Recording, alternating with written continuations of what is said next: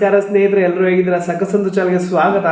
ನಾನಿವತ್ತು ಶಕ್ತಿ ಯೋಜನೆ ಏನಿದೆ, ಹೊಸ ರೂಲ್ಸ್ ಬಗ್ಗೆ ಏನಿದೆ ಅದರ ಬಗ್ಗೆ ಮಾತಾಡ್ತಾ ಇದ್ದೀನಿ. ಹೊಸ ರೂಲ್ಸ್ ಬರ್ತಾ ಇದೆ ಶಕ್ತಿ ಯೋಜನೆಯಲ್ಲಿ. ಹೌದು, ಶಕ್ತಿ ಯೋಜನೆ ಅಡಿಯಲ್ಲಿ ಕಾಂಗ್ರೆಸ್ ಗ್ಯಾರಂಟಿಗಳಲ್ಲಿ ಒಂದಾದ ಗೃಹಲಕ್ಷ್ಮಿ, ಗೃಹಜ್ಯೋತಿ, ಈ ಶಕ್ತಿ ಯೋಜನೆ ಇರ್ಬೋದು, ಆಮೇಲೆ ಈ ಥರ ಏನೋ ವಿದ್ಯಾರ್ಥಿಗಳಿಗೆ ಯಾರು ಡಿಗ್ರಿ ಓದಿರ್ತಾರೆ ಅವ್ರಿಗೆ ಕೂಡ ದುಡ್ಡು ಕೊಡ್ತೀವಿ ಅಂತ ಕೂಡ ಬಂದರು. ಹಾಗೂ PUC ಅಥವಾ ಡಿಪ್ಲೊಮಾ ಮಾಡೋರಿಗೆ, ಅದು ಡಿಗ್ರಿ ಮಾಡಿದವ್ರಿಗೆ ದುಡ್ಡು ಕೂಡ ಕೊಡಕ್ಕೆ ಬಂದರು ಕರ್ನಾಟಕ ಸರ್ಕಾರ ಗ್ಯಾರಂಟಿಗಳಲ್ಲಿ ಒಂದಾದ್ರಿಂದ. ಇವಾಗ ಹೊಸ ಅಪ್ಡೇಟ್ ಏನಂದರೆ 15% ಟಿಕೆಟ್ ಪ್ರೈಸ್ನ ಜಾಸ್ತಿ ಮಾಡ್ಯಾರೆ. ಅದ್ರ ಜೊತೆಗೆ ಹೊಸ ನಿಯಮಗಳು ಕೂಡ ತಂದಿದ್ದಾರೆ. ಹೌದು, ಹೊಸ ನಿಯಮಗಳೇನು? 15% ಟಿಕೆಟ್ ಜಾಸ್ತಿ ಅದ್ರ ಜೊತೆಗೆ ಏನಾದರೂ ಶಕ್ತಿ ಯೋಜನೆಯಲ್ಲಿ ಫ್ರೀ ಬಸ್ ಕೊಡ್ತಾ ಇರೋದ್ರು ಕೂಡ ಏನಾದರೂ ತೊಂದರೆಗೀಡಾಗುತ್ತಾ ಅಂತ ಕೂಡ ಹಲವಾರು ಜನ ಕಮೆಂಟ್ ಮಾಡ್ತಿದ್ರಿ. ಆ ಕಾರಣಕ್ಕೋಸ್ಕರ ಅಪ್ಡೇಟ್ ತಂದಿನಿ. ಯಾರ್ಯಾರು ಫ್ರೀ ಬಸ್ ಉಪಯೋಗಿಸ್ತಾ ಇದ್ದಾರೆ ಅವ್ರಿಗೆ ಕೂಡ ಒಂದು ಬಿಗ್ ಅಪ್ಡೇಟ್ ಇದೆ. ಅದು ಕೂಡ ನಾನು ವಿಡಿಯೋ ಎಂಡಲ್ಲಿ ಕೂಡ ತಿಳಿಸ್ತೀನಿ. ಏನಂದರೆ, ಎಂಪ್ಲಾಯಿಗಳ ಸ್ಯಾಲ್ರಿ ಇರ್ಬೋದು, KSRTC, BMTC, NWKRTC ಅಂದರೆ ಕಲ್ಯಾಣ ಸಾರಿಗೆ, ವಾಯವ್ಯ ಸಾರಿಗೆ, BMTC, KSRTCಯಲ್ಲಿ ಎಂಪ್ಲಾಯಿಗಳ ಸ್ಯಾಲ್ರಿ ಕೊಡಬೇಕು ಅಂತ ಬೇಡಿಕೆ ಬಂದಿತ್ತು. ಜನವರಿ 30ಕ್ಕೆ ಒಂದು ಮುಷ್ಕರವನ್ನು ಕೂಡ ಕಂಡಕ್ಟ್ ಮಾಡ್ತೀವಿ ಅಂತ ಏನು ಅವರು KSRTC, BMTC ಅವ್ರಲ್ಲಾಗಲೇ ಕರೆ ಕೂಡ ಕೊಟ್ಟಿದ್ದರು. ಆದರೆ ಏನೋ CM ಸಿದ್ದರಾಮಯ್ಯ ಅವ್ರ ಜೊತೆಗೆ ಒಂದು ಮೀಟಿಂಗ್ನ ಕರೆದು ಮೀಟಿಂಗಲ್ಲಿ ಅಪ್ಡೇಟ್ನ ಕೊಟ್ಟಾರೆ.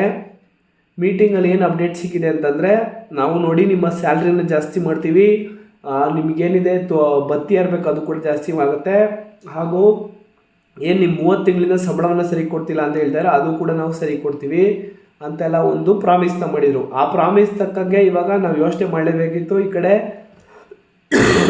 ಏನಿದೆ, ಕಾಂಗ್ರೆಸ್ ಗ್ಯಾರಂಟಿನ ತೆಗಿಯೋಕ್ಕಾಗಲ್ಲ.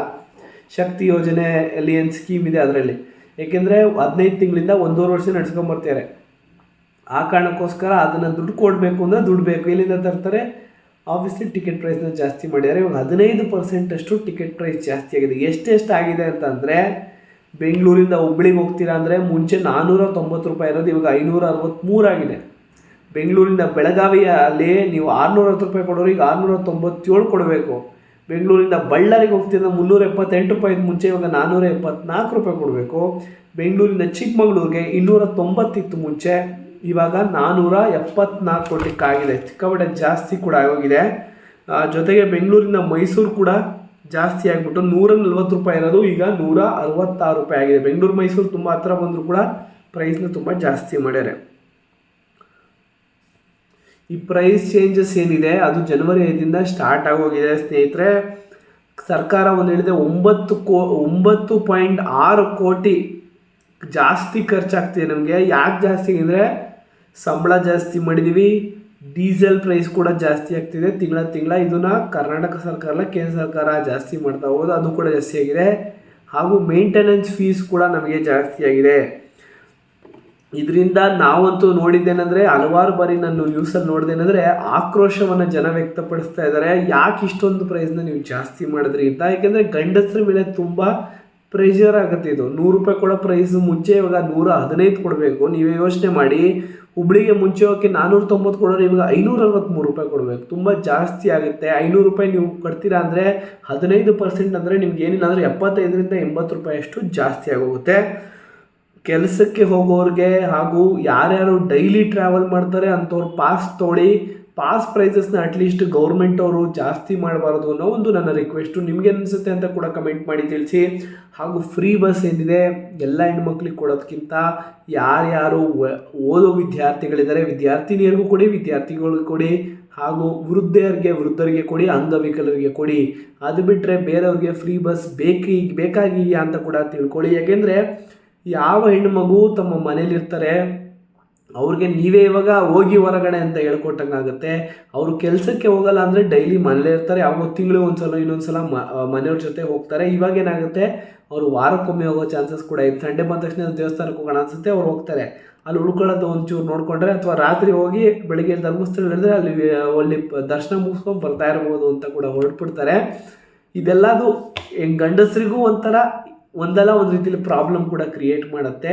ಗ್ರಾಮೀಣ ಭಾಗದ ಜನರಿಗೆ, ಯಾರು ಗಂಡಸರು ಕೆಲಸಕ್ಕೋಸ್ಕರ ಒಂದು ದಿನ ಕೂಲಿ ಮಾಡ್ತಾ ಇರ್ತಾರೆ, ದಿನನಿತ್ಯವಾಗಿ ಕೆಲಸಕ್ಕೆ ಪಟ್ಟಣ ಪ್ರದೇಶಕ್ಕೆ ಅಥವಾ ಟೌನ್ ಪ್ರದೇಶಕ್ಕೆ ಬರ್ತಾ ಇರ್ತಾರೋ ಅಂಥವ್ರಿಗೆ ತುಂಬ ಎಫೆಕ್ಟ್ಸ್ ಆಗುತ್ತೆ ಅಂತ ಕೂಡ ನನಗನ್ಸುತ್ತೆ.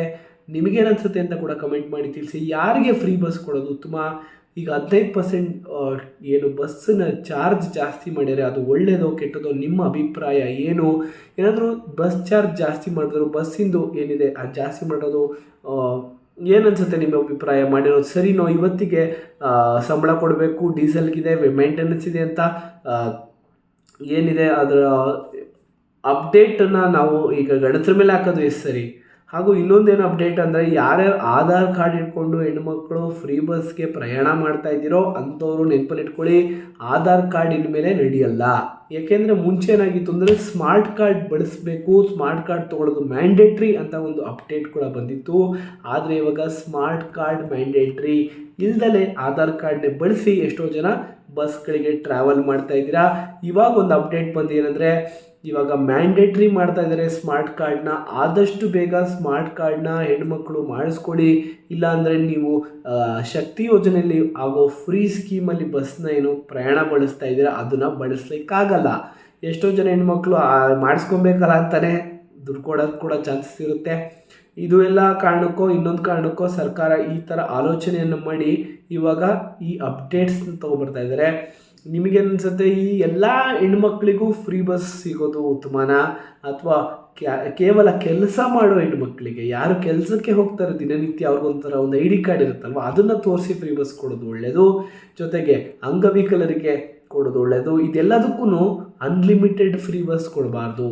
ಯಾವಾಗ ಅನ್ಲಿಮಿಟೆಡ್ ಕೊಡ್ತಾರೋ ಅವಾಗ ಮನುಷ್ಯನಿಗೆ ಮುಂಚೆನೇ ಆಸೆ ಜಾಸ್ತಿ. ಆ ಕಾರಣಕ್ಕೋಸ್ಕರ ಅದು ಬೇಡದೇ ಇದ್ರೂ ಯೂಸ್ ಮಾಡೋಕ್ಕೆ ಶುರು ಮಾಡ್ತಾರೆ. ಆ ಕಾರಣಕ್ಕೋಸ್ಕರ ನನ್ನ ರಿಕ್ವೆಸ್ಟ್ ಏನಂದರೆ ಕೇವಲ 100 ಕಿಲೋಮೀಟರ್ ಒಳಗೆ ಕೊಡಿ.